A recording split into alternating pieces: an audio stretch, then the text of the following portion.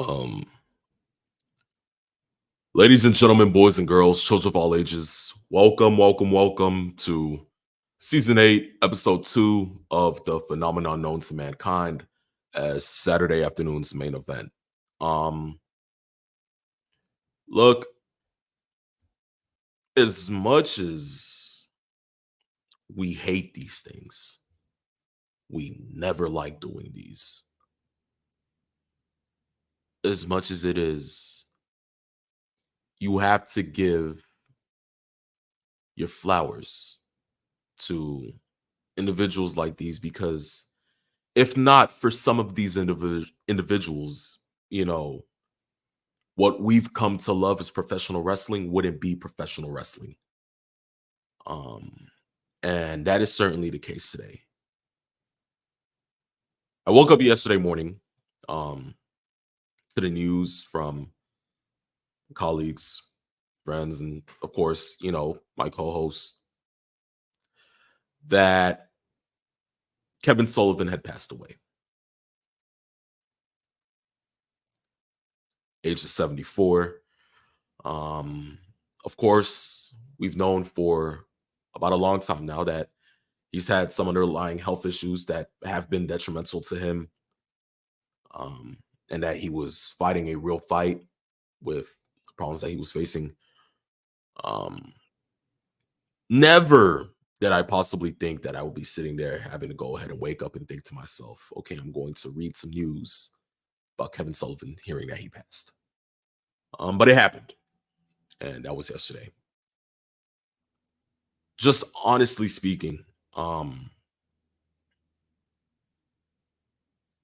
Kevin Sullivan was that type of professional wrestler that was so indebted to the storyline aspect of things. And as much as like sometimes when I hear the name Kevin Sullivan, the first thing that comes to mind is like that one wrestling meme of that one fan that sits there is like, it's still real to me, damn it. Why? Because Kevin Sullivan made you feel reality within professional wrestling. As much as you hear from a lot of people, oh, this stuff is fake. Oh, it's scripted. It's this, it's that. You couldn't tell that to a fan like me who enjoyed WCW for what it was back in the 90s and saw what Kevin Sullivan was doing with many wrestlers from the likes of Hogan to Benoit prior to everything. Kevin Sullivan,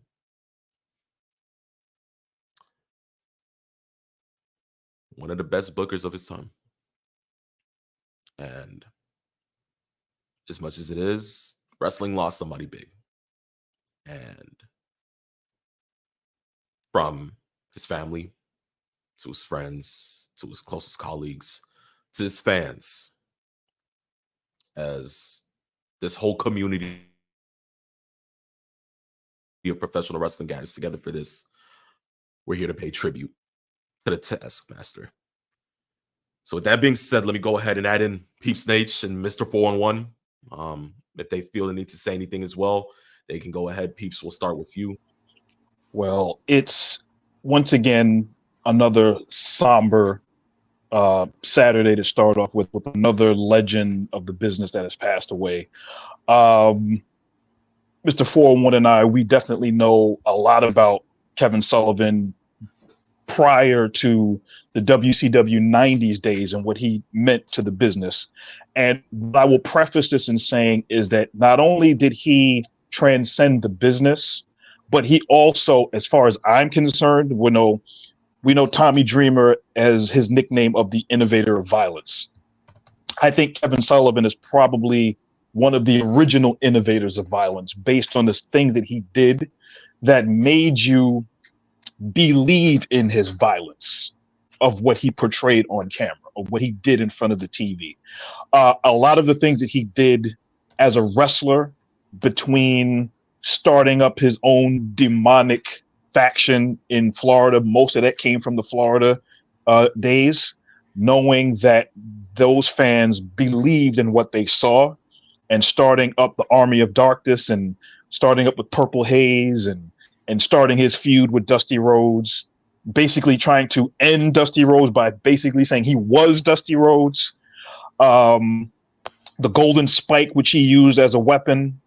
There were so many different things that he did in ring that he evolved and became what people now know as Kevin Sullivan. You touched on the fact that he was a really good booker, but before even then, just the violent things that he had done.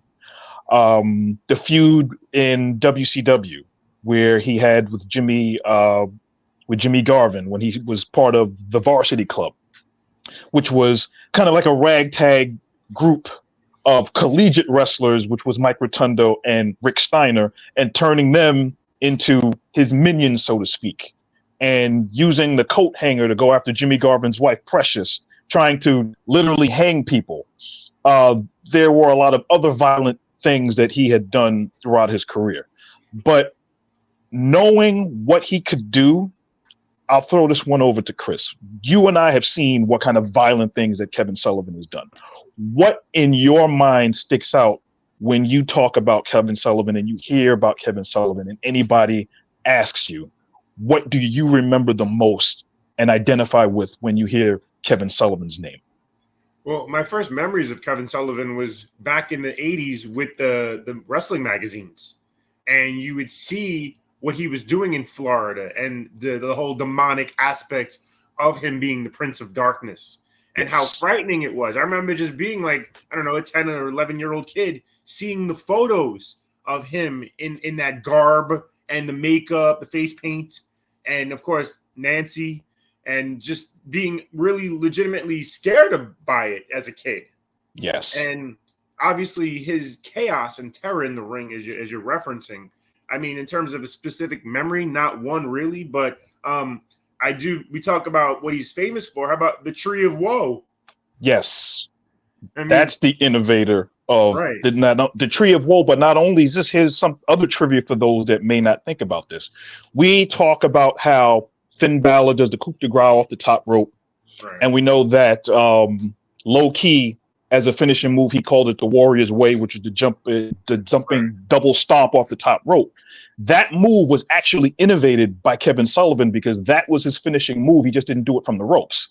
He would finish a guy and then he would just kind of run off the ropes and jump in there and stomp on your innards and then beat you.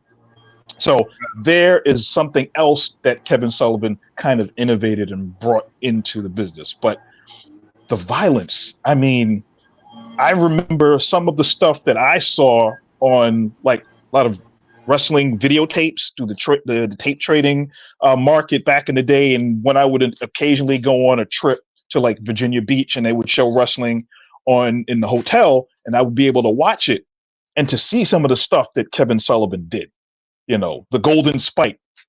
For those that might think that some of those things that we've talked about is violent, remember Wing Kanemaru in Smoky Mountain Wrestling? There was a Japanese wrestler that was part of an offshoot of FMW, which was called Wings. Wing Kanemaru was one of those wrestlers that came over from Japan and went into Jim Cornette's Smoky Mountain region. And they did an angle where Kevin Sullivan put out the golden spike as they went through a match. And he just literally brutalized this man. Just took the spike, jabbed it into his bicep, and just started ripping it open on camera to the extent that they had to put a red X over the screen. That's how violent this was. Sullivan was notorious for throwing fireballs in faces, did it to Dusty Rhodes. He tried to hang superstar Billy Graham with his own belt. He threw ink in Dusty Rhodes' sister's face on live television during a taping. So these were the kinds of things that Kevin Sullivan was known for. And Chris, you said it best. The demonic aspect of what he portrayed on camera was so real that it did scare the hell out of you when you saw it. Even if you didn't see video or see it on television, it jumped off the wrestling publication pages and it was really real. And those are the kinds of things that you will remember from the physical aspect of Kevin Sullivan. But as a booker, he was really, really talented, really, really good. And for those that don't really realize it, he had been part of booking WCW in a lot of instances. He was on a booking committee with Jim Cornette and Ric Flair, of all people, and they helped book late 1989 some of the good stuff that you saw come out of the latter days of Jim Crockett Promotions, and famously helped out with the NWO angle. As a matter of fact, during that Bash at the Beach run-in where Hogan came in as the surprise third member of the NWO, it was Kevin Sullivan that hid Hogan in his house so that nobody would see Hogan was there, so they wouldn't ruin anything for the angle. That's what kind of foresight Kevin Sullivan had. Well, speaking of booking, why don't you talk about, I know we've referenced it here on the show, but the whole Booker Man with Brian Pillman.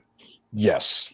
The idea behind the Booker Man spot was that when Brian Pillman, the late Brian Pillman, was in WCW, the thought process was to get him over as best as you could before they did a kind of a talent exchange between WCW and ECW. Yep. The thought process that Kevin Sullivan had was to make Brian Pillman come off as unhinged. He'll say anything. So the angle was that he would come on camera and he would kind of reveal kayfabe backstage things in his interviews to kind of come off as really aloof. And then there was that interview with Kevin Sullivan and Brian Pillman when he came in the ring and said, "I respect you, Booker Man." And that was, I think, the first time anyone had ever even heard the term Booker or Booker Man on camera. And wasn't that through like a whole I Respect match, kind of like their own version of an I Quit match? And instead of going ahead and wrestling, he just flat out said it and left the ring. Yes. And it was a lot of the brilliance of Kevin Sullivan that would come up with a lot of these ideas. And in booking, he even booked with some people I heard on another podcast that he kind of booked his own divorce, because in the fact that he booked a feud between himself and Chris Benoit. And part of that was to have his wife, Nancy, along with Benoit. And even so, keeping in kayfabe, you guys are going to be together all the time. We're going to do vignettes. And eventually what ended up happening is they fell in love. They got married. And that was pretty much the end of his marriage, even though they had gone through things prior. But those were the kinds of things that Kevin Sullivan were known for, is that the foresight as a booker, but also the believability of his violence and his reach throughout the wrestling world went all over the place, like tentacles from an octopus. They just always reached out and then they grabbed on and they stayed with you. And that's one of those things that we're really going to miss about Kevin Sullivan not being physically here with us. Of course. Yeah, and even we talked about the late 80s, but even in the 90s with the Dungeon of Doom and his resurgence back into wrestling. The alliance to end Hulkamania. Wait, let's be fair though. The dying Hulkamania, which is why he had to turn heel, because it wasn't drawing as it was. And you know, Sullivan, and let's talk about Sullivan real quick in terms of his body. Like, he was a small guy, but he was a bodybuilder. So he looked jacked, even though being like 5'8". So you can still take him seriously. Yes. And I think that if you look at how he kept his physique, even toward the latter part of his career, he was insanely strong. I mean, it was insane how strong he was as like a power lifter. It was a lot like with Precious Paul Ellering, who was a bodybuilder and a power lifter early in his days. But he kind of got out of the wrestling business as far as in-ring wrestling because he blew his knees out. Sullivan was able to keep that physique and pretty much stay healthy and was able to bring that believability into the ring. Kevin Sullivan, one of the greatest to ever do it in a sense. But with that being said, guys, we're just going to go ahead and give a good 10-bell salute to the late, great Kevin Sullivan.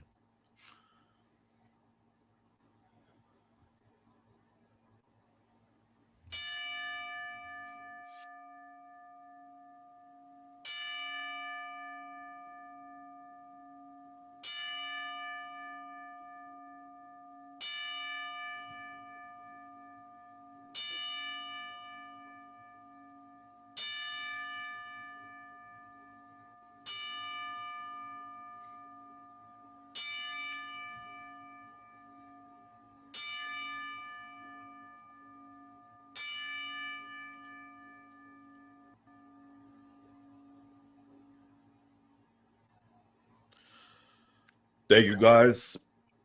We're going to go ahead and get started with Saturday afternoon's main event. We appreciate you guys. Thank you for going ahead and listening to this 16-minute tribute right before the show. But, guys, we'll be getting into the same. But like we all said, rest in peace to Kevin Sullivan.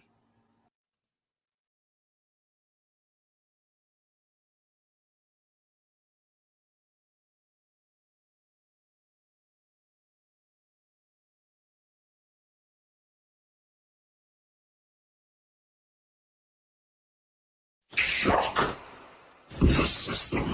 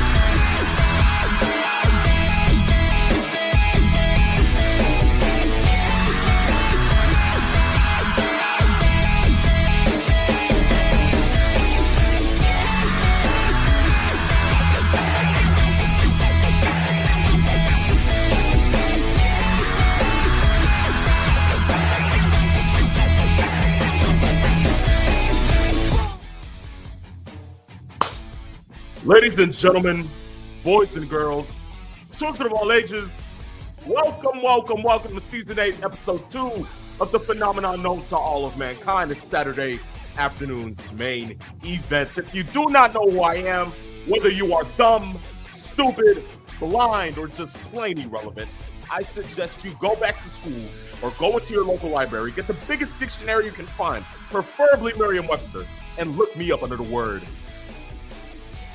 phenomenal. Ladies and gentlemen, it is I, the Phenomenal, and here on saying I'm not here alone because, of course, I am joined by my co-host, the one and only limousine riding, jet flying, kiss stealing, wheeling, dealing son of a gun who is not having a hard time holding his alligators down. So you know what? Without further ado, give me 2 claps and a peep snake. Peeps, you're muted. Here. They got you. Good grief. Damn, Peeps, they had you muted. You're good. Don't worry, you're all right. Okay, there we go. Yeah, so somebody was trying to get to us. Again, what do we do, yo? Like, jeez, they hate us out here. Probably Blair Davenport, for God's sakes. But you know what?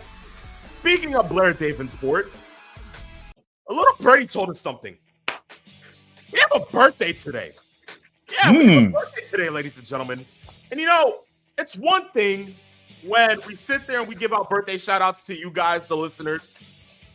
But it's another thing when we get to go ahead and give a birthday shout out to a co-host. Ladies and gentlemen, this guy has been on a roll with us from the moment he's been on here to now. I mean, for God's sakes, Mr. 411, we appreciate you. We thank you. And for you today, listen, you're turning 25. This is amazing. This is a blessing within itself. You know what? I'm forgetting. You're not even turning 25. You're turning 23.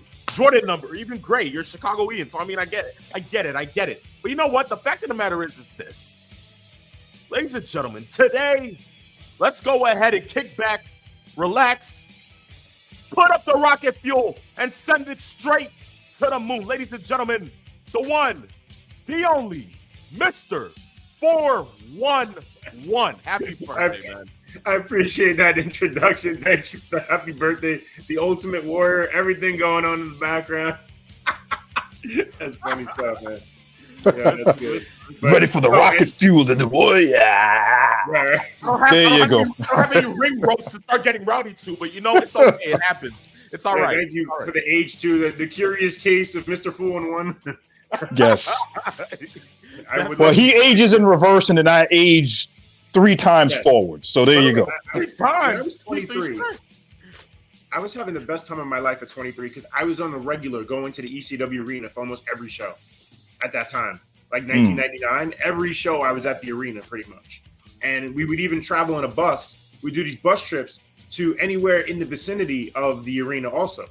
Like, I was on a bus trip to go to Delaware on a Friday night for a TV taping because Paul Heyman knew that the crowd in Delaware couldn't live up to what us New Yorkers could give. So he put 50 of us on a bus down to Delaware for a TV taping, and we made that place so loud. The people in Delaware hated us. They hated us because all we did was chant all the time, and you could see them looking at us because we were on the bleachers. And oh my God, what an experience that was! And we were in Delaware, and we're yelling, "Della who? Della who?" Good grief, man. Yo, never forget that time. What a way to good times. Oh, by the way, I'd be remiss, and I couldn't do it during the tribute and the memoriam, but I would not be Mr. 411 if I didn't say the following. You talked about how Kevin Sullivan booked his own divorce. Yeah, well, guess what? Karma worked out in the end, didn't it?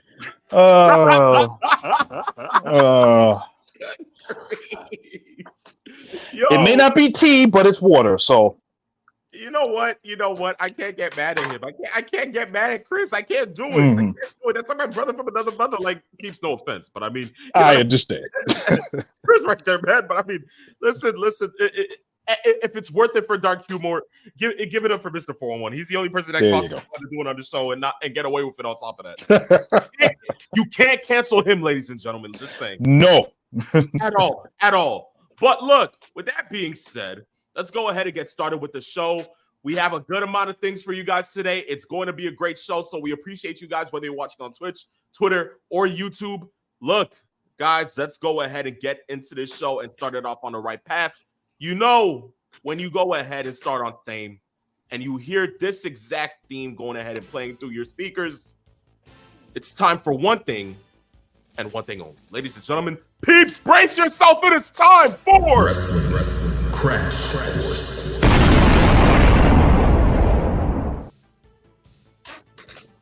Oh, okay. Yo, all right. You look like you're getting probed, man, by good grief. But look, ladies and gentlemen, boys and girls, it's time for us to crash course. First piece of news for today. People are telling us that Conan is out here spilling beans about AEW. Here's what's going on, right? So we all know about the whole Britt Baker situation with MJF and Alicia Tout. Now we're hearing from Conan that the reason Cody Rhodes left AEW is because Britt Baker was out here getting into confluffles with Brandy Rhodes.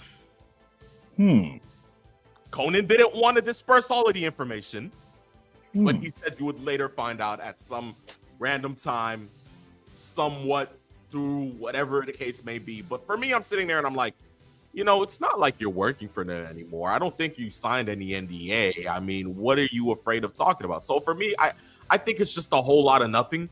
That's what I'm thinking. But then again, coming off of what we've seen happen with Britt Baker and Thunder Rosa, and you see, this is what happens. AEW,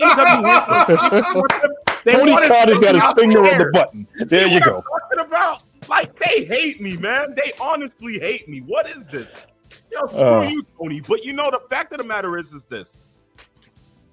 With what we've been hearing about Britt and Thunder Rosa in the past, now Britt and MJF, would this not make any sense? Or does it make sense to you? Peeps, what are your thoughts? I think somewhere in there is the truth about what's going on. We have heard rumblings over the last couple of years that Dr. Britt Baker does have attitude issues with certain wrestlers in the back. We've heard that she can potentially be a diva to a lot of other wrestlers. We've heard the Mean Girl rumors and that kind of thing about the cliques that were happening in the locker room with some of the other women that were in AEW over the years. So if that's the case, it could be believable, but we don't have any proof as far as that goes. But right now, it is feasible to hear a lot of this because this isn't the first time we're hearing these kinds of things happening. There was a rumor, and I'm going to preface that by saying there was a rumor just within the last few days that Dr. Britt Baker was one of the reasons why Cody left AEW.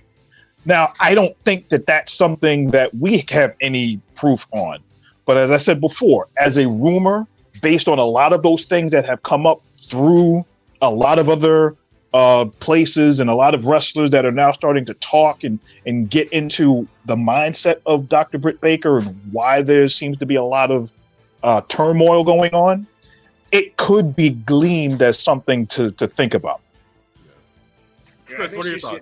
I think she should focus more on her anorexic, malnutrition, 85-pound boyfriend, who we may never see again. But listen, no, here's the biggest joke of that whole story when you think about it. If Cody left for that reason, you're telling me he didn't grab Tony Khan on the side, have a real conversation, say, this is what she's doing. She's a malcontent. She shouldn't be here. She's making things uncomfortable for everyone. And that she wouldn't be gone the next day? So, no, there's clearly more to why Cody Rhodes left. Yeah. I mean, could be one of the reasons. I mean, if, she was coming out to Brandy and she said something to Brandy, Cody may have said something to Tony. Tony probably picked a side. It's not like we haven't seen Tony go ahead and pick a side when it comes to Britt Baker, when especially like, the whole Thunder Rosa, debacle. Within that, we've seen Thunder Rosa go, come back, go again, come back, all within the span of time where Britt has had problems with her. But you're never hearing about Britt going ahead and, getting a slap on the wrist or, even just the most minimalistic disciplinary committee meeting suspended for a little bit. You haven't heard anything about Britt, but Thunder, you've had heard things about Thunder Rosa.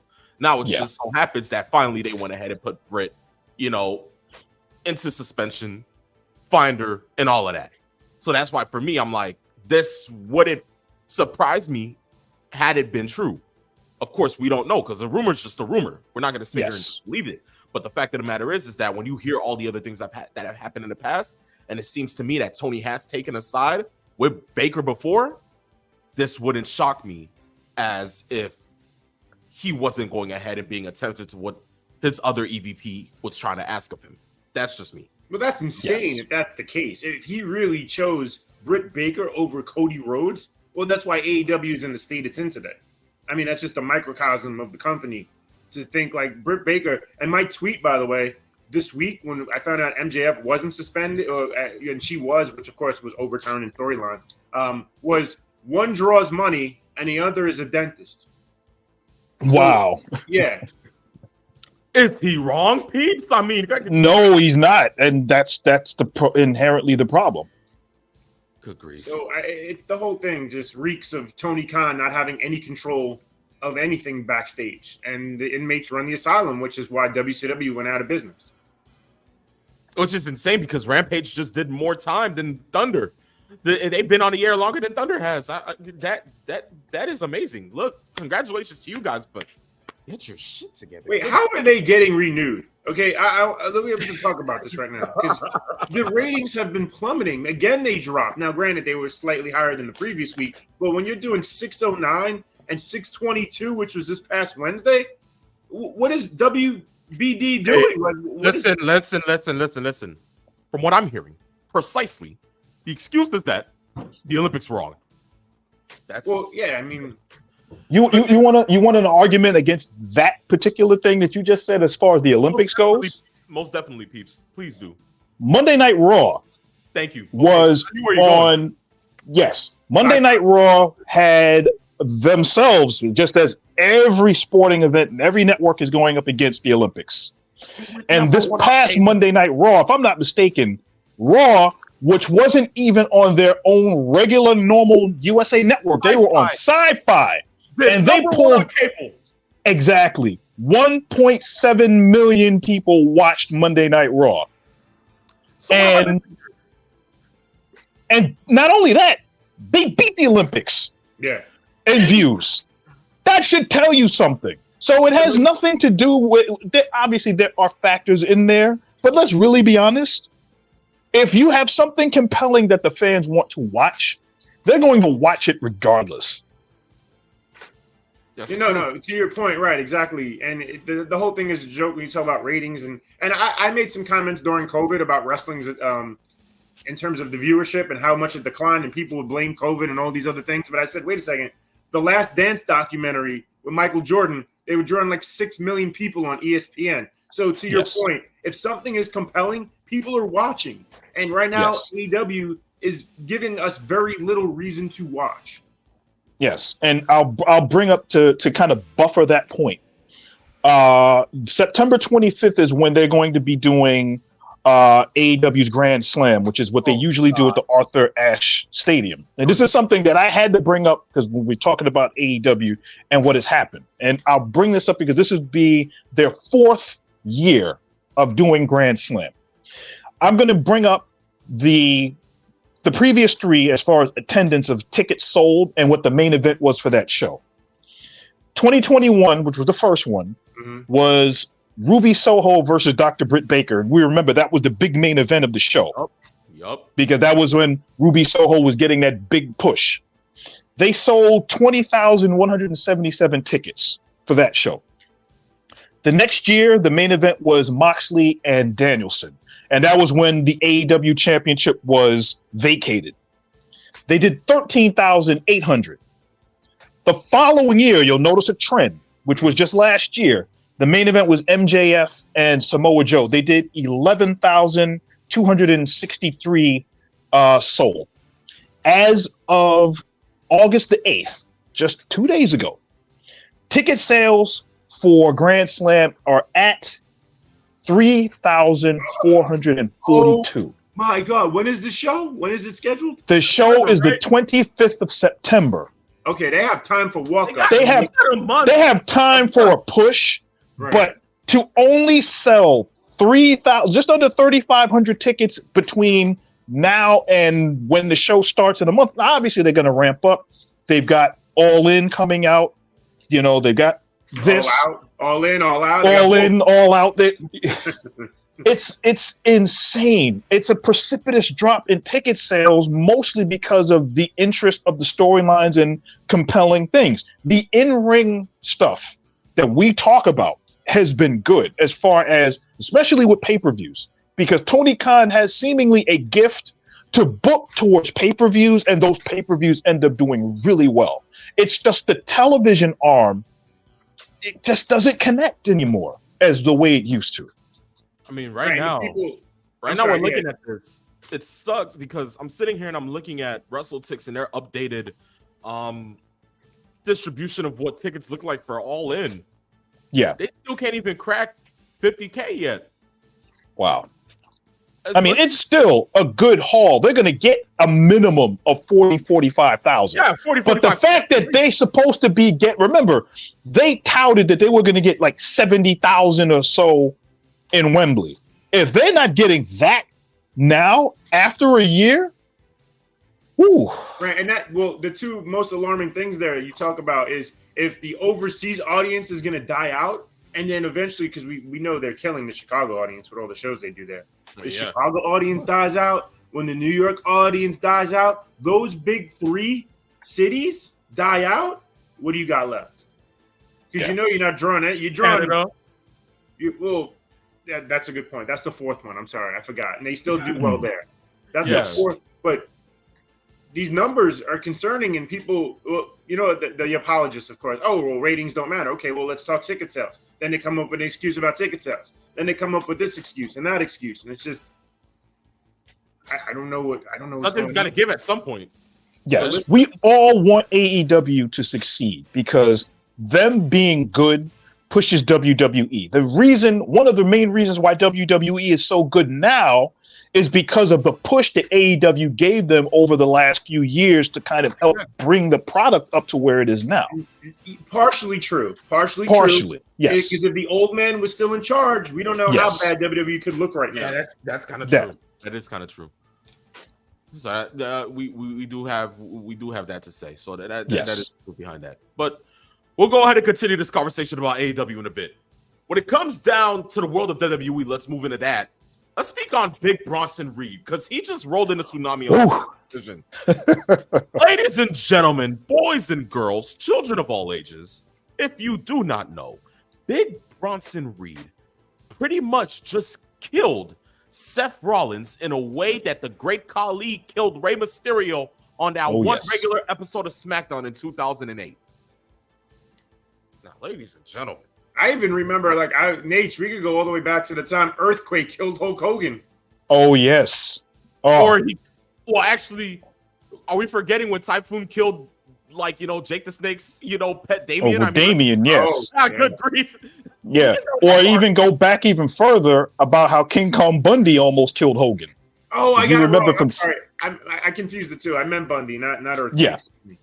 So yeah, there's so much that we could possibly go ahead and go back to. So yeah, Big Bronson Reed just really, he laid waste to Seth Rollins. So now it's pretty much that Seth's getting written off television because of his injury, and of course, Bronson Reed seems to be getting a push.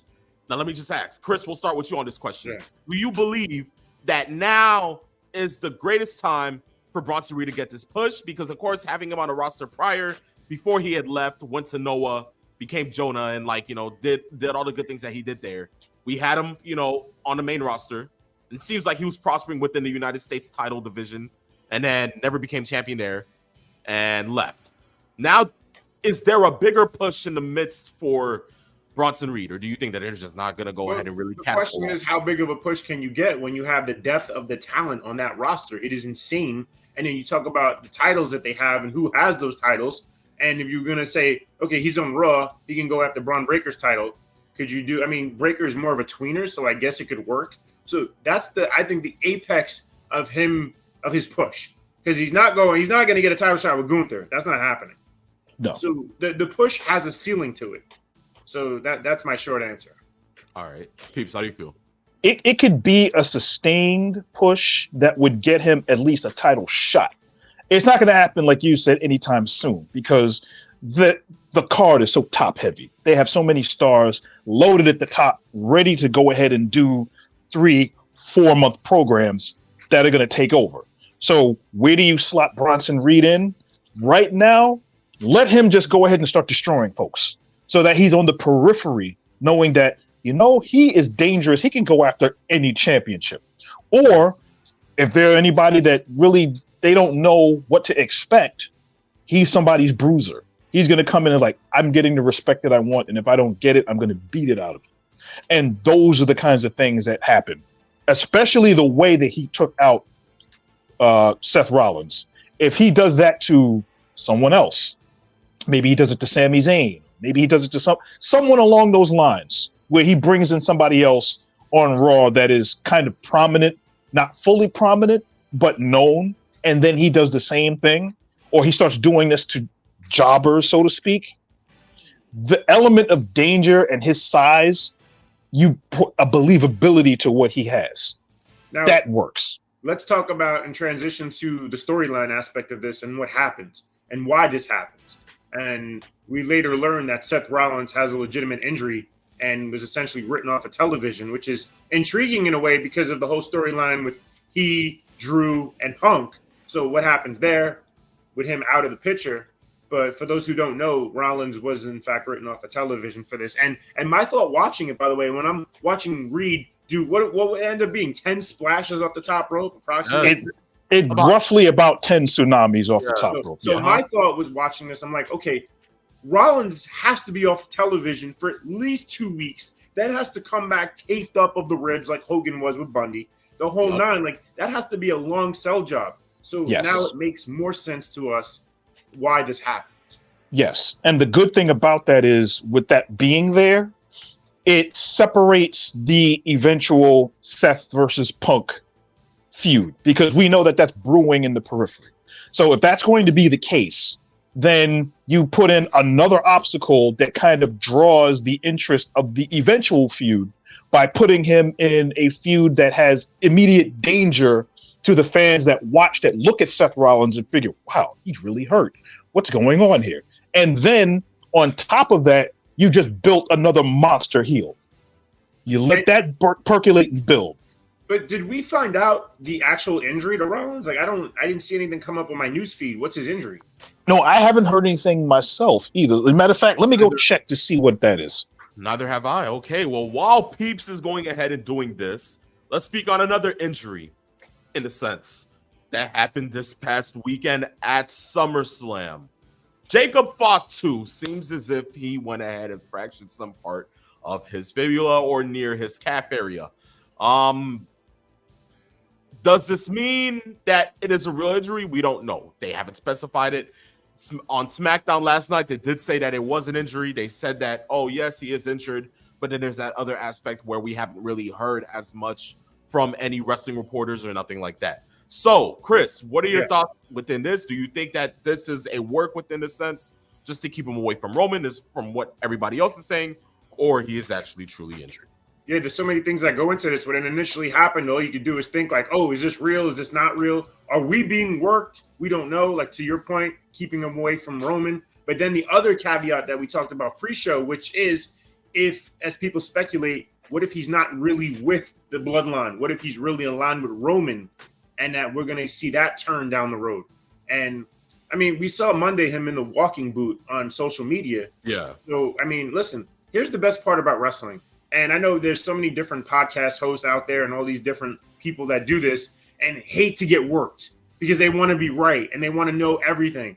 If I'm getting worked, well, guess what? You're doing great business. Exactly. I don't know. I'm right. And I don't want to know everything. Exactly. Yes. Exactly. As much as it's Just like a lot of news, sometimes we like the element of surprise. That's just like when we talked about when we predicted with SmackDown last week, SummerSlam last week, and I thought that the main event was going to go the way it did, and it kind of did, but didn't. Yeah. What was the first thing that I told you in our text? It's like, I'm happy that it happened because either way, it worked. Mm-hmm. And that's the basis of being a true wrestling fan, is enjoying what they give you if it's good. Doesn't matter if you're right or wrong in a prediction or whatever's the case. If it's good, as Chris just stated, it's great business. Exactly. And question, you mentioned earlier that they did say something about the injury on SmackDown last night, because I missed it if they did. Yeah, they did. It was just like a little subtle, quick glance at it. Because it wasn't like, they really took the time to analyze it or speak on it. It was just like, oh, yeah, it was Jacob Fox who being injured from last week at SummerSlam. And that was pretty much it. They just continued on. Yeah, and we talked about that in the pre-show meeting, that for him not to be on or really mentioned in that final segment with Roman, that was a bit odd to me. It just didn't make sense. That's why we're trying to figure out, is he really injured? What's the whole case here? But, I guess it comes down to what it's going to be within the next couple of weeks. We'll probably get a much more better look at it by then. But still, if he is injured, on kayfabe wise, and he actually is hurt, Jacob, we hope you go ahead and get well soon. With that being said, that marks the end of Wrestling Crash Course. Ladies and gentlemen, boys and girls, children of all ages, you know for a fact that if you want to go ahead and catch all the latest social media news and updates, all you got to do is one thing and one thing only. Follow us on Instagram at Saturday Afternoons _main event and on Twitter at Saturday Main. Okay, well, look, first piece of news today, we're going to go ahead and start it off with a rant, and we have a good theme song for rants now. When we want to go ahead and get started with rants, it's Kendrick Lamar's Euphoria. What better way to go ahead and get started with a rant? You hear that in the background. Look, the topic for today is, what did we do to deserve this? Chris, I think you know what's going on. It's your birthday. The floor is yours, my friend. Knock it out of the park.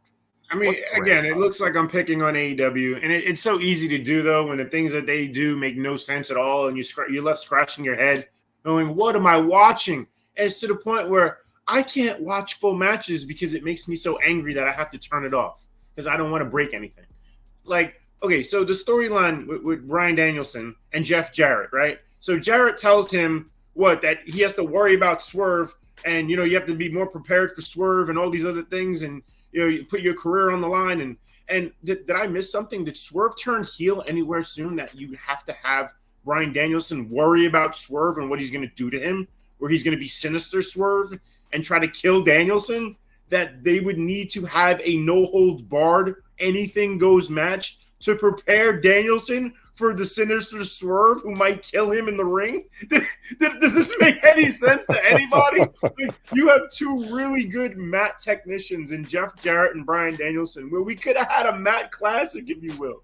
And instead, we get this stupid garbage match that made me angry watching it, because all I could think about was, these guys could give us a good match, but instead we're getting this.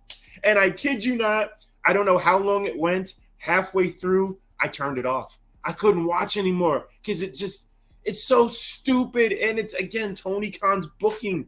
Why? Why did these two have to try to kill each other? Why does Danielson have to be in a position where he has to worry about Swerve doing anything to him?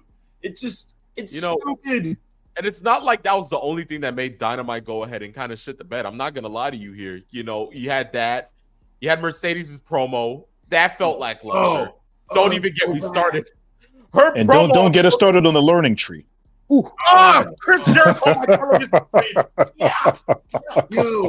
yeah. I'm happy you brought up the promo. Like Sheik, hot poof. Like, get it? What? Yo, crickets in the crowd with the promo. It was that bad. One of the worst promos ever. Like, that was equivalent to Jack Swagger's promo on you're muted. Live right before he left. It was as bad as, I would say, Bobby any Jack Swagger promo. I mean, yeah, you got a point there. Wow. Right. But then you got what? That was at least equivalent to Bobby Fish and TNA. That's what it felt like. Good grief. I almost forgot about that one. No, that's what it really, that's honest to God. I sat there and I was just like, Mercedes, you're the CEO. Yes, indeed. Yes, I'm a fan of you. But what the hell are you doing? Because this ain't cutting it no more. If we had more time, I would love for you. I know we couldn't play the whole thing, but for you to bring up the transcript of it, to talk about how bad it was and the words she used and the mannerisms and the facials and all the things that just made the crowd like go, when is this going to end? Everyone wanted it to end. She made suffering succotash look like limousine riding, jet flying, kiss stealing, wheeling, dealing. That's what she made it. Like, ain't no way you could have ever put on that bad of a promo. This is what happens when you give people creative control. I digress. Yeah. But here you go. And that's the first one of the day. But here's the crazier part. And this kind of belies the whole issue with Mercedes. She cut a promo on social media about her haters, people getting all, why they don't like her, et cetera, et cetera. That promo was better than the promo she cut on television. Why didn't she use that promo on Dynamite? You know what it is, peeps? People are so indebted to their telephones that now they're getting cold feet in front of people. You know what needs to happen? She needs to take a couple promo classes. She needs to take a couple promo classes again. Okay? Oh. She needs to beat the itis. Okay? Send her back to NXT. Yes. Oh, yes. man. You know what? Wow. Even better. Do her one better. Get her on Ring of Honor. You've been demoted. Yo, demote her. Bring up. What's her face? Athena. Yeah. I'll be fine. I have been beating the drum on the Athena thing for years. Why is she being wasted in Ring of Honor when she should be on AEW television every week? What's her contract, by the way? She's got to be wanting to go back. Well, WWE got rid of her, right? Technically, more or less. Vince got rid of her, and from what she explained, Vince didn't understand the concept of her character, or even cared about it. I'm just curious if that door is open because I'm sure she could go back and eventually get attacked by Blair Davenport. So with Triple. Wow. Yo, you and Blair Davenport, bro. It happened again last night on SmackDown. Hey, I mean, Naomi's back and she with the ass. I mean, I'm glad with that. Look. In the sense that I don't like getting political here on Same. In one sense, I'll say it. Black power. Okay, that's all I'm saying.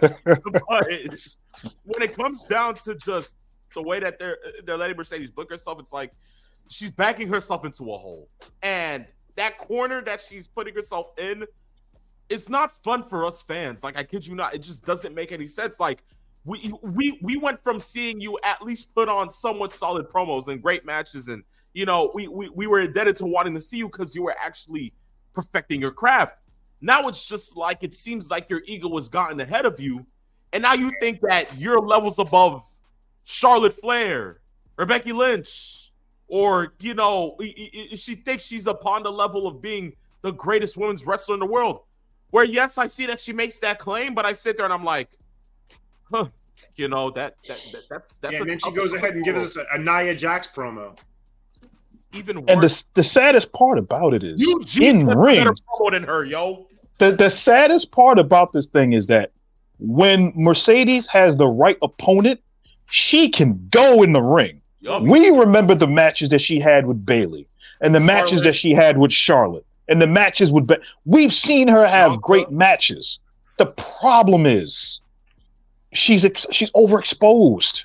She's now been kind of exposed as to what her weaknesses are.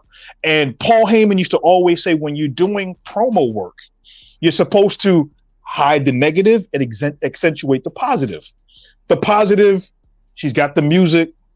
She got the CEO, which I'm still trying to figure out what she's the CEO of.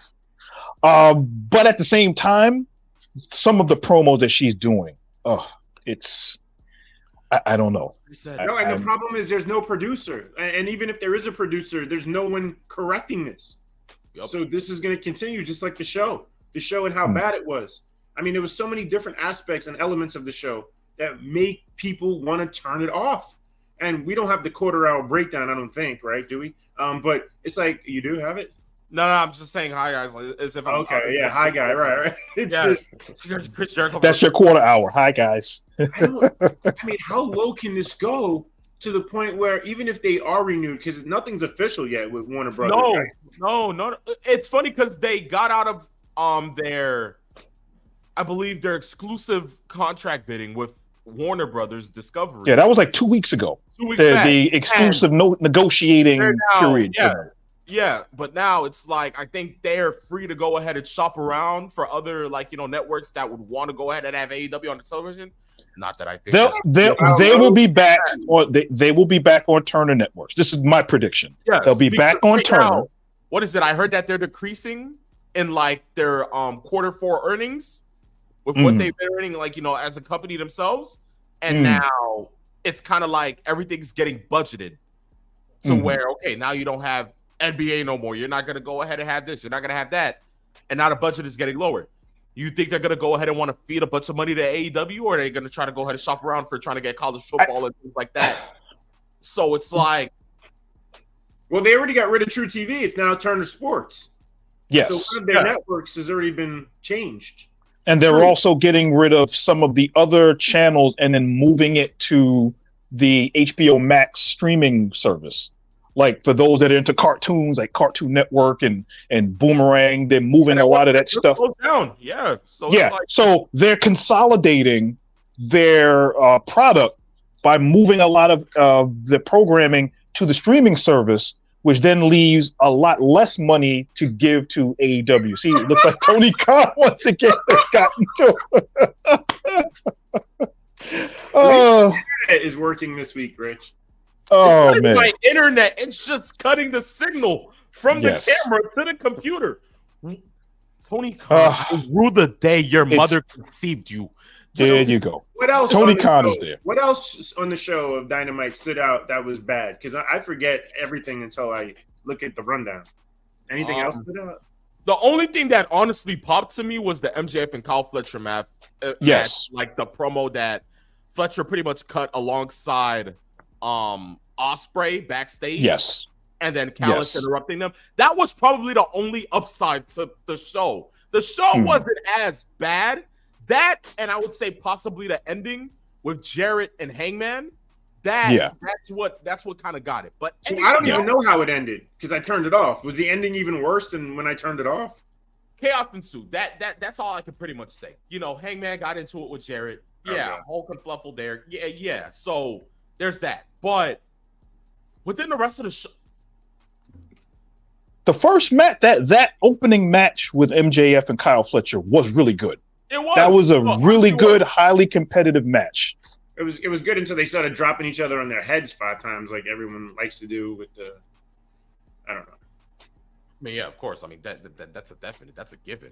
But yeah, like after that, show pretty much went downhill for me. I mean, there wasn't anything that got it back up to that high that I was getting from MJF and Fletcher. But yeah, the show was lacking this week. It really was. I'm genuinely, speaking like from what they've got about a week and a half to get themselves ready for All In, and they're going to have to step up what's going on as far as the development of the storylines and making things interesting so that they don't lose an audience going into the pay-per-view. So in terms of the card, we talked about the attendance earlier. What is the card right now? How many matches have been announced to give people a reason to buy tickets? I know there's Let about me 4 or 5 check matches that out. that have already been announced It's now. like, why am I going? Because right now I know that they announced maybe about 6 or 7 matches. They have announced that many? Okay, so Tony Storm, Mariah May, MJF, Ospreay, Jack Perry, Darby Allin, Monet, Britt Baker, a Casino Gauntlet. Oh, they did announce that, right? You know, the trios matches, of course, like the Patriarchy versus Bang Bang Gang. The Gang Bang Gang. Yeah. Lord. Freaking hell, Jesus, man. Oh, good. Wait, but here's another thing. We beat this to death all the time, guys, which is the so-called wins and losses, but then you have a gauntlet match to determine your number one contender. So all the previous wins and losses don't matter. Whoever wins the gauntlet gets a title shot. That's or even worse, the eliminator matches that they have, where they have the champion wrestle somebody, and it should be a given that if the champ wrestles somebody and that person beats the champ, at some point they're going to get a title match. But that pulls the mystique out of a potential title match because you don't want to see potentially the champion wrestle his upcoming opponent for the most part. Exactly. So that kind of does that wrong in booking the match like that. Like you beat the champion and then you get a title match. Like I don't know. Exactly. Like don't announce that it's an eliminator. Just have the match as a non-title match. So this way, if the underdog wins, it's a huge surprise. And then you get a title shot. Remember Action and Andretti just going ahead and having the upset of the year against Get out of my head. I was about to bring that up. Co-host think alike. Leave me alone. Yes. Well, I think we've lost. How many people do we lose on Twitter because of all the AEW lovers out there? Did we lose anybody? Actually, we've gained about 20 of them. So I mean, it's not too bad. It's not too bad. Wow. Listen, that ain't too bad. I guess when they hear Chris Jericho slander, they love it. So you know, that's a plus. But yeah, I mean, you have things like that can possibly happen, but I'm not doing this. I'm not doing this. I'm not doing this. Digress. I'll give an I digress for you. There you go. That's number 2. Yeah, thank you. So, ladies and gentlemen, boys and girls, children of all ages, look at it this way. This marks the end of the first half of Same. When we come back, it's going to be me and Peeps, because you see Mr. 411 has a lot of things to go ahead and get to. Yes. He has an escort picking him up in about an hour and a half. Wait, what? Birthday he's going to drink some rocket fuel, and he's going to go on. Hey, listen, he's throwing that thing straight up to the moon. In the words of his theme song to Morton's Law, ladies and gentlemen, if you haven't went ahead and listened to it yet, this man is genuinely about to become the cult of personality. So you know what? Chris, enjoy your birthday today, man. Thank you, guys. Love you. We appreciate you, and we'll definitely catch you later. Enjoy yourself. See you next week, guys. Take care. See you next week. Go ahead, man. Next week. And with that being said, there was 2 left. But as I said, within 30 seconds, we will be back with our questions and then our last topic for today. Give Solo some Prilosec OTC. Stay tuned. Do not go anywhere because the second half of Saturday afternoon's main event is coming up next.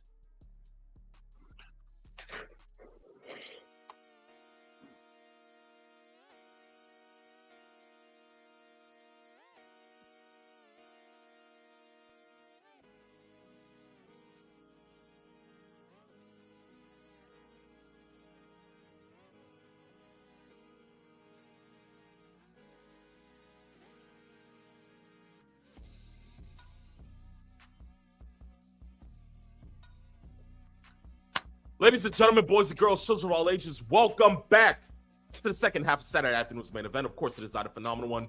Right next to me is the Deep Voice Dynamo to Peeps H. We're here to give you laughs, good times, and all the wrestling news possible. Ladies and gentlemen, you know that we're going to go ahead and get into our question portion of the show. We love these things. You want to send in more? You want to be a part of the show? All you got to do is one thing only. DM us on Instagram at Saturday afternoons_main event. Send in the question. And in the words of the wrestling god, WWE Hall of Famer JBL, I guarantee it will be on the next episode of the show. With that being said, let's go ahead and get into the first piece of news today. It is from Master Sean 007. He says, "Greetings, gentlemen. Let's revisit what Jesse Ventura tried to do more than 30 years ago. Yup, it's time for a union. Seeing someone like Kevin Sullivan, who put his whole life into the business, have to rely on GoFundMe to cover his medical bills is ridiculous. The wrestling talent should at least have a 401k set up along with a decent health plan to cover their health once they retire from the business. My question is, how do you go about starting one without getting blackballed from the industry?" Well, peeps, last time I checked, the last person to get blackballed for it was Zelina Vega. She ended up coming back. Yes. And I believe she came back under the Triple H regime. Yes. What I feel is that maybe somewhere along the way, just somewhere, WWE goes ahead and changes that. And they tend to form a union to where the wrestlers actually do get 401ks and at least have medical to go ahead and cover everything like that so that they can be set in that standard. Will it take time? Maybe so. But I don't think anybody's going to go ahead and get blackballed anymore. I think that is passé. I think that ship has sailed. It's water under the bridge when it comes to the WWE and wrestlers wanting to go ahead and form a union. I just think it's a matter of when. And, you know, for me, genuinely, with WWE, it doesn't seem more like independent contractors because it's not like they work with other promotions. The wrestlers stay exclusive to WWE. And, of course, here and there, they might show up on TNA or, like, you know, Noah, wherever they might have working partnerships. But still, they're somewhat exclusive to the WWE. I feel that the company itself would go ahead and work on getting that done.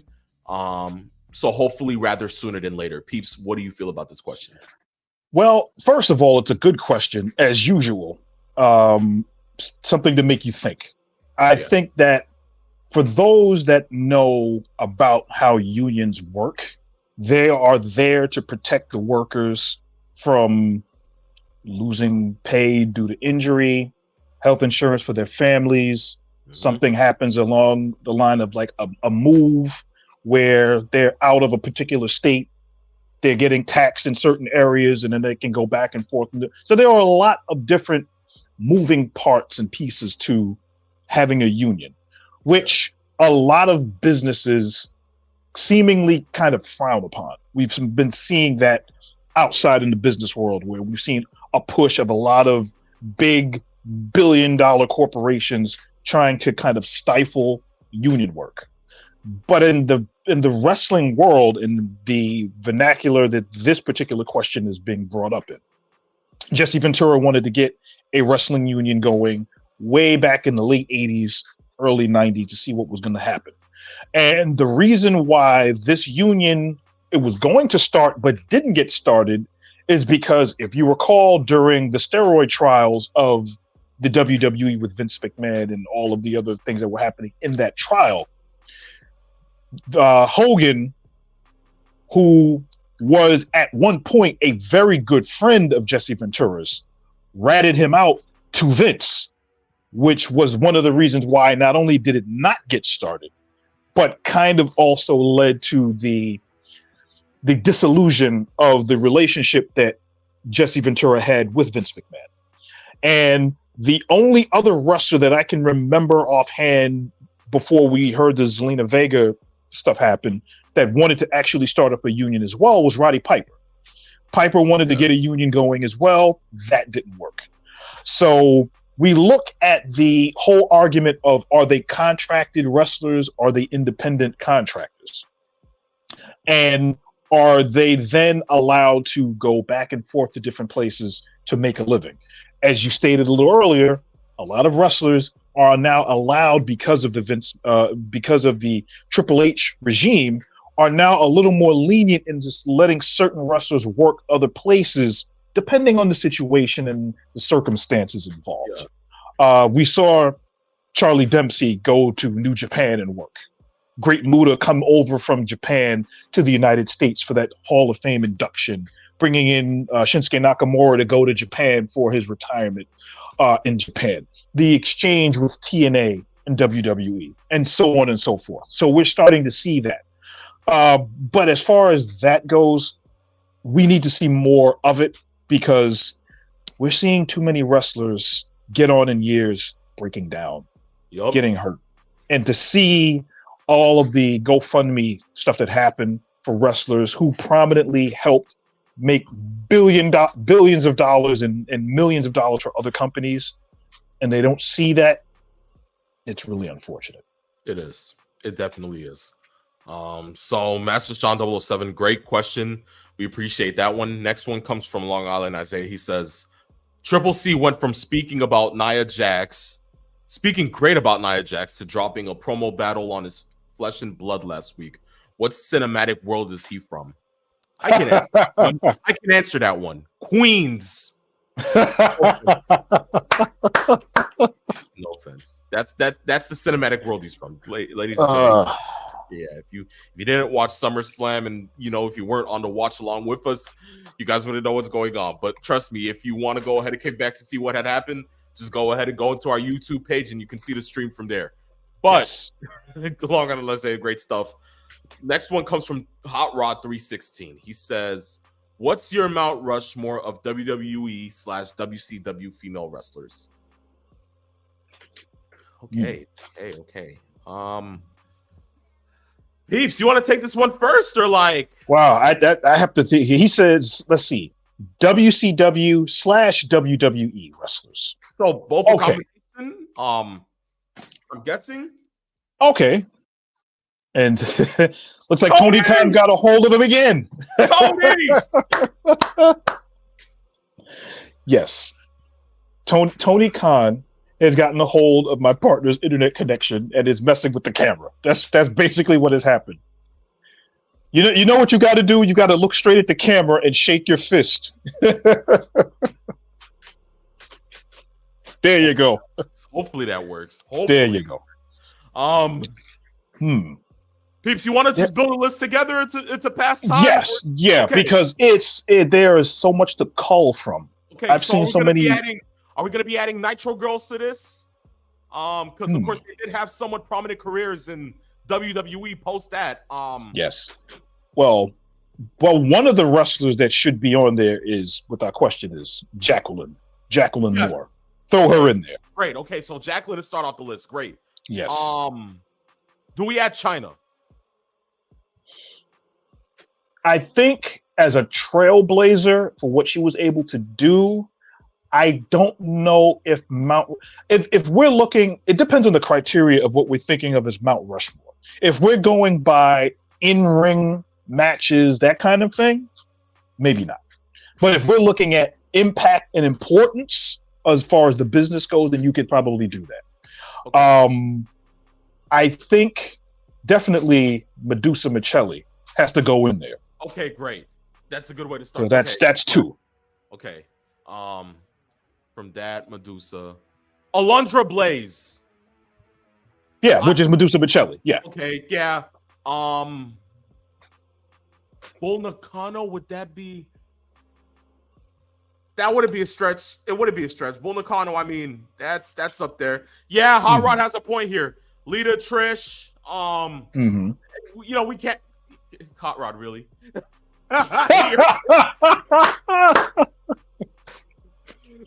Good grief. Hey, I would probably add Trish if I had to pick one of the two. We're already at two, so if we're gonna add the third, I would say Trish. I mean, that'd be three. Yeah. Even though a lot of people are gonna kind of wonder the thought process behind it, Fabulous Moolah being thrown in there, even with a lot of the stuff that she did for the wrong reasons. Relax. Yes. Please understand that. Yes. But yes, Moolah deserves to definitely be on that list. Yes. I mean, definitely. No. But I tell you, one person that needs to be thrown in there as well. We need to get a Mae Young name in there. At her age, she took spots. She took bumps. This woman took a power bomb off the top rope from the Dudleys Don't forget on Monday Night Raw through a table at 77 years old. Don't forget the one. Don't forget the one from the stage too. Yes, and then the stare that Bubba Ray did. Just frozen in a trance. Like Yes. Okay, so you do have that. I mean, yeah, Mae Young, the woman who gave birth to a hand, not once but twice. Yes. Please. Yeah. I know, choppy your pee-pee was a crazy stick from Vince, but Yes. giving birth to a hand was never on my bingo card. Yeah, and I think it wasn't on hers either. Definitely, Mae Young can go on there. Charlotte Flair coming from the Phenom. Yes. What, 13, 14-time women's champion, I believe. Yeah. But the difference is those title reigns don't mean as much because a lot of those title reigns were of a month, maybe 2 months. The title reigns did not mean as much in the sense of how title reigns meant at one point. Yeah. Triple H is doing a great job as far as having title reigns mean something. So even though you may have a 3 or 4 month championship reign, that title reign is going to mean more than a title reign that was happening under the Vince regime, where you would win the belt and lose the belt 2 weeks later. Yeah. You got a point. All right. Well, but that's a really good pick because by the time she retires, she's going to be looked at as probably the single greatest women's wrestler in the history of the business. No, definitely so. So yeah, I guess that's what we can go ahead and count currently as our list. And then there's so many wrestlers from different eras that we haven't seen, or the ones that we have seen that we are not even really going into in Japan and what we've seen current wrestlers. As you said, we could create a whole list just for Trailblazers. What's next? We could go ahead and say, well, you know what? Add Daphne in it from WCW side. Yes. You want to go ahead and Gail Kim, throwing that name in there. The little mini things like that. You have so many that you can just choose from. When it comes to that. And you see, even if you were to throw ECW in the mix, you could be like Francine. Why not? Beulah. If you're coming down to Trailblazers, you're coming down to that sense of women's wrestling. It's just so much. So I mean, and even going with the TNA knockouts and what they were able to do with ODB, which is just a name. We know as a personality what kind of personality she was, but if you remember with the Beautiful People and having all of those feuds that were going on, and there were so many. We are blessed to have been in a situation where women's wrestling finally started to be taken seriously, and instead of the eye candy and the divas and all of the stuff that we would normally used to seeing, they were able to evolve them. Molly Holly is another one that needs to get recognized. Tina Ferrari, who would then become Ivory, that's another one that we need to go. The entire Glow promotion when it started initially. I'm saying this, Missy Hyde, if you're bringing up the ECW women. Yes. Man. She was a great personality. She wasn't a great wrestler because she really wasn't a wrestler, but as a manager, a mouthpiece, a personality, perfect. It's we can't even make the same case for Tammy Sitch. I digress. Yes. There you go. That's number 3. Actually, no. Rocka. Yeah, I digress. I'm gonna stop. You're gonna get Jim Cornette to get on you on this one. I don't want to do that because he already has a lawsuit from that woman, so I can't. What was that lawsuit? What was it? $1 billion or some insane number? $1 billion from that Bank of America, Jim Cornette, a dead Chris Benoit. I mean, Kurt Angle. 3 different police departments. Yes. It's like good luck with that one, bro. I even think Walmart was a part of it. Forget it, man. Forget it. Crack. Okay, that's what you call it. Yeah. Crack. Ladies and gentlemen, boys and girls, children of all ages. From there, we move to the next question, and that one goes ahead and comes from a Tombstone City Adam. See, Corey's making a case for Medusa. You're not right. Yeah, as I said before, Medusa. Alundra Blaze, Medusa Michelli. I think she was able to reinvent herself when she was in the AWA, when she had her feud, and another person that we have completely forgotten about that shall not be forgotten is Sherry Martel. because Sherry Martel was also great. The AWA had a lot of really great wrestlers. Misty Blue Sims is another wrestler that a lot of people probably haven't heard of. Rockin' Robin, another pretty good wrestler that a lot of people may not have heard of. You go to the tag team division and you talk about the Jumping Bomb Angels. There are so many women wrestlers that have graced us in ring with such great matches. And to see where the business has gone now, and we're seeing legitimate matches where even today we're seeing Bianca Belairs, and we're starting to see the upcoming Jade Cargills and what she's going to do when she finally grows into the wrestler that she's going to become. And you start to see those wrestlers and the people that we see now, and the younger wrestlers that are wrestling in NXT, those that are almost ready. It's a really good time to be a wrestling fan, especially for women's wrestling. Exactly right, man. Exactly right. And their last question comes from Tombstone City Adam. He says this: Jeff Jarrett main events of Dynamite. Okay, cool. MJF beats Fletcher to a bloody pulp. Great. Mercedes' promo was lackluster. Not shocked. Chris Jericho still on my TV screen? AEW, kiss my keister. Good grief. You can't make this Adam, what are we gonna do with you, man? Like, Peeps, how you feeling? I understand the trepidation that a lot of fans have currently trying to get ahead of what the AEW. It's almost like a wheel on a path. We're trying to find out what that path is AEW is trying to get to. They haven't fully gotten that path going yet, but we know that it's going somewhere. The issue is where. And I think we'll figure that out as soon as we can, as soon as they get out of neutral and start moving forward with what they're trying to do. But the frustration, I guess, for a lot of fans is there. Of course. Good grief. I'd rather even not get into AEW. I can't burst my bubble now. Like, I mean, we're an hour and 18 minutes in. Like, I can't do that now. Like, come on now. All right, you know what? It's okay. Screw that. Ladies and gentlemen, boys and girls, children of all ages, that marks the end of the questions for today. We love these things. We appreciate them. You want to send in more? All you got to do is one thing only. DM us on Instagram at Saturday Afternoon_main event. Once more, send in the question. It will be featured on the next episode of the show. With that being said, we've gotten to the final part of today's show. And this is one that I'm going to enjoy, and this is one that I'm going to love. Reason as to why is because, once more, the topic today is give Solo some Prilosec OTC. What a great kicker, right, Peeps? Thank you. I know. The alliteration is genius. There you go. Pat on the back, 15 inches away from the kick in the rear. There you go. Look, ladies and gentlemen, if you watched SummerSlam, you would know that Roman Reigns is back. The original tribal chief, OTC, is back. So no more of the Timu bloodline. No more of the Wish version of the Samoan dynasty.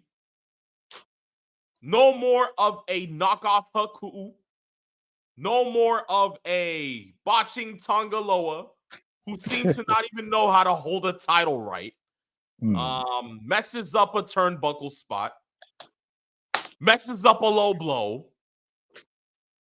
Misses his cue for his debut. You know, good grief. The man messes up everything.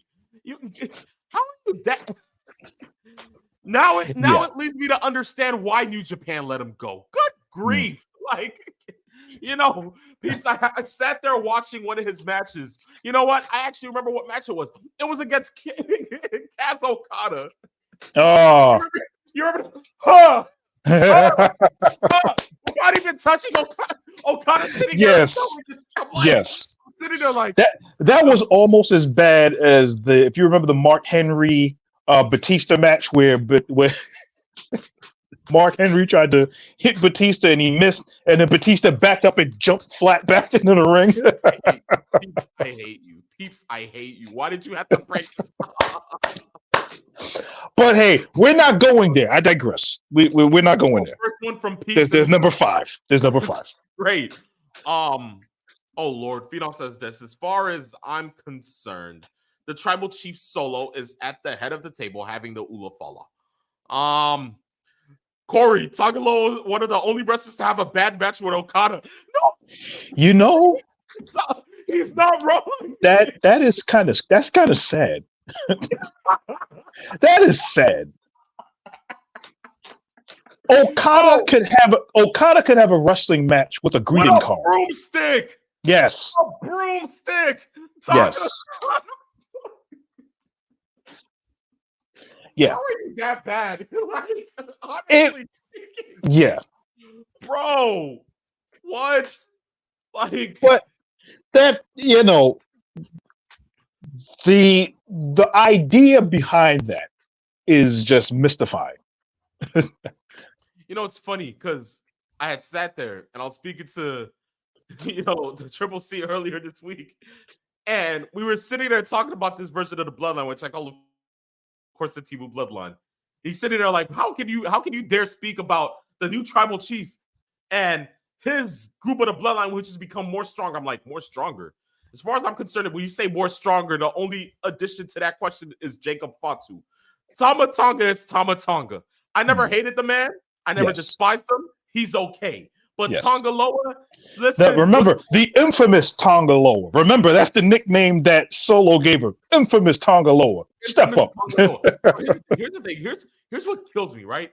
Here's what kills me. He sits there and he's like, oh, Tonga is a tag team champion now. Put some respect on his name. And I'm sitting there like, Camacho. Put respect on Camacho's name. I can't even call him Tonga Loa. The man is still Camacho to me. The reason these peeps. It's one thing to mess up once. Yes. It's one thing to mess up during one pay-per-view. It's one thing also when you mess up during your debut. That's one thing. I can't, cold feet, you're getting the jitters. You want to see how the whole people, like how the fans are going to react to you, all this kind of stuff. You're going to get jitters. I get it. But when about a couple of weeks later, you botch a low blow, you hit a man in his gooch tongue. I digress. Yes, there you go. I'm done. I'm tired. I'm done. There's an expression. Once is an accident. 2 is a coincidence. 3, that's a pattern. That's far from what I ever used to hear from Matilda. Like, what was it? Like, first is the worst, second is the best, third is the one with the sparkly dress or something like that. There you go. Generation, so people knows about that. But when it comes down to Tonga, nothing of that matter exudes him. It's like I sit there and I'm like, yo, get your act together. So that's why I sit there and I'm like, yo, this version of the Bloodline, forget it. But look, Roman comes back. Superman punches the hell out of his cousin, spears him, allows Cody Rhodes to retain the WWE title, shows up on SmackDown last night to a large ovation, delivers probably single-handedly the most greatest beatdown from a babyface Roman Reigns that we have seen in a while. Spears the hell out of Tonga, spears the hell out of Tama, through the barricade, lays waste to Tonga Loa with the chair, and then fast forwards to the Ula Fala on the ground, picks it up. Then they begin to attack him again. They give Solo the Ula Fala. Solo runs away, and Roman begins to deliver a fantastic beatdown. Yes. Peeps, this is great within itself. The storytelling is nice. Yes. In the words of us, from one person to another, we usually say cinema. Right now, we're at that peak where we're sitting there like, okay, this is going to carry through Bash at Berlin. This is going to carry through Survivor Series. This is going to carry through most likely the Rumble, most likely through Elimination Chamber, and most likely into WrestleMania. But the one thing people are forgetting to talk about, Roman Reigns pointed exactly to Cody after SummerSlam and said, it's only a matter of time. He mouthed that exactly towards Cody Rhodes. Yes. And then on the shirt, tapped on the O, tapped on the T, and tapped on the C. Peeps, Is it about time that we can say that Cody Rhodes versus Roman Reigns is this generation's Rock in Austin? It could be, based on the fact that this feud has been going now for literally 2.5 years almost. This is a long brooding feud that has many different roots in different areas. And the reason why it works, as you just stated, cinema. It's what you do when you, as I've brought up many, many times over the last couple of years, each great story has 3 acts. Each one, you get the entrance, you get the body, and then you get the conclusion. Of course. And then that works. You put that story to the side, and then you work on either the next story or the next book within that story. And this is what they're doing now. And I love the fact that we are here going the week after SummerSlam. And a lot of those same tenets that we talked about within that storytelling has been approached and have done a great job. Now, the only thing that they have to worry about is giving you too much Roman Reigns, because you don't want to then bury the bloodline too badly. Obviously, this is Roman's first physical in-ring action that he's really been able to do. SummerSlam and then on SmackDown. And it's the first time he's been beaten down and beaten up, and then he's gotten back up and is doing certain things there. You also don't want to overexpose it so that you lose the magic of the fact that he hadn't been on television in months, and then getting that back in there. So yeah, use it sparingly to a degree, but I love the direction of what they're doing. Exactly. I really enjoy that. Exactly. Corey says this. He's like, the problem is how the GOD is seen as stooges, much like Jimmy Uso was. Yeah, that's a problem. That's a problem. That's genuinely the problem. Because it's just like, we know the GOD from New Japan days. We know the GOD being a part of the Bullet Club. That's what we know as the GOD. Yeah. When you, for those that may not know, that's the Gorillas of Destiny. So those of look those matches up in New Japan, and you'll see exactly how good they were in New Japan. Pristine.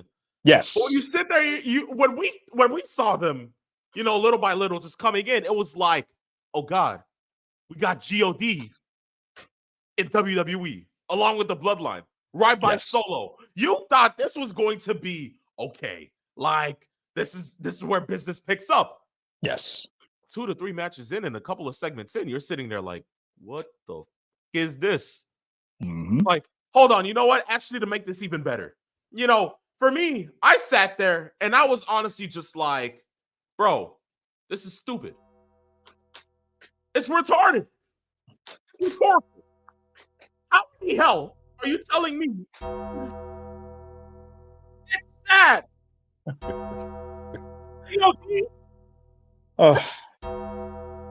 Yeah. Forget it. I digress. I'm done.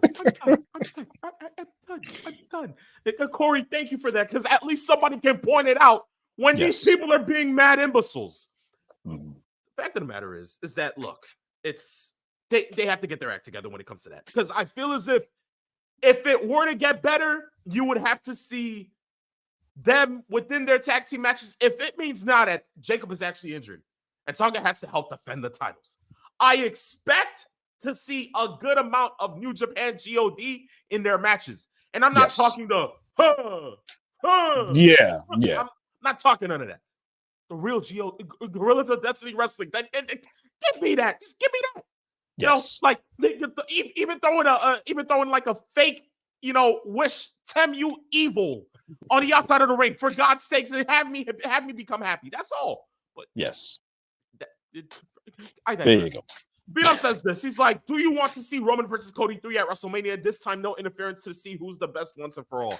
This is a WrestleMania caliber match. This is a match that I would say, yes, should main event at WrestleMania. Roman Cody 3, it's Act 3. You always have to have an Act 3 when it comes down to a rivalry. When it comes to them, we've seen 2 of them at WrestleMania. It would only be right that we get that other climactic ending at WrestleMania. I mean, but there's that one sword of Damocles hanging over the whole thing. What's his name? He had it this way. I know his moniker was like the best there is, the best. No, that's not it. Limousine riding. No, that's not it. What you gonna? No, that's not it either. Damn it. What am I thinking here? What am I? You will now rest in. That's not it either. I think you're looking Help me out for here. a final boss. There we go. Perfect, peeps. I like it. Thank you. Thank you. I really needed that help. Yes. Jokes aside, yes, The Rock having to go ahead and be a part of this. That's why I'm sitting there saying Roman Cody. That's more like now if I'm sitting there looking at it, that could be SummerSlam. That could be the following year's WrestleMania. If you want to go ahead and put something up like that. But right now, what we're eyeing is the return of the final boss. And when he comes back, we know that that's Roman, Rock, and then Cody, whatever he's doing, he'll be doing that. Yes. But we can pump the brakes for the time being, He also says this. Corey says this. He's like, Cody versus Rock at 41, Cody Reigns at SummerSlam, then Rock Roman at 42. That's too long. Everybody keeps saying the same. It's too long. I can't see that. No, we've supposedly been trying to get Roman and Rock since last year. Since last year, we were supposed to get this. Yes. Then we were going to get it this year. And we said no to it and we pumped the brakes. There's no way that you're going to tell me that this is going to go into WrestleMania with Cody and Rock. Peeps, is that what we're doing? Is that I what we're think that's what the thought process is. But I tell you what, based on the fact that, as you said it before, we've been waiting and waiting and waiting. Right? Yeah. I think right now what we need is to not to accelerate anything, because patience is definitely a virtue. We got those matches between Rock and Austin, and there were a number of years between each WrestleMania match they got. They could do the same thing here and still give you one of those for the ages. It's going to happen. It's just a matter of when. And there's no need to accelerate it or push it further than it needs to. Just as they say, let it breathe. That's all. Of course, just let it breathe. All right, then. We'll let it breathe. But ladies and gentlemen, when it comes down to letting this storyline breathe, we also have to go ahead and let this show breathe. It's been an hour and a half. I believe that we've done everything that we possibly could to go ahead and give you laughs, good times, and all the wrestling news possible. But it's around this time that we have to go ahead and go. So, ladies and gentlemen, boys and girls, shows of all ages, this marks the end of today's episode. When we come back next week, of course, we'll have more wrestling news for you. We'll have more things to go ahead and get into. Hopefully, it is not a slow news week. But today, we've covered enough. But here on this episode of Saturday afternoon's main event, I, the phenomenal one, and I, the Peeps Nate, where we came, we saw, and in the words of the great Paul Heyman, we conquered. We conquered, ladies and gentlemen. See you next week for episode 3. It's the phenomenal one. Right beside me is the Peeps Nate. And this is Saturday afternoon's main event. Peace. Love. Farewell.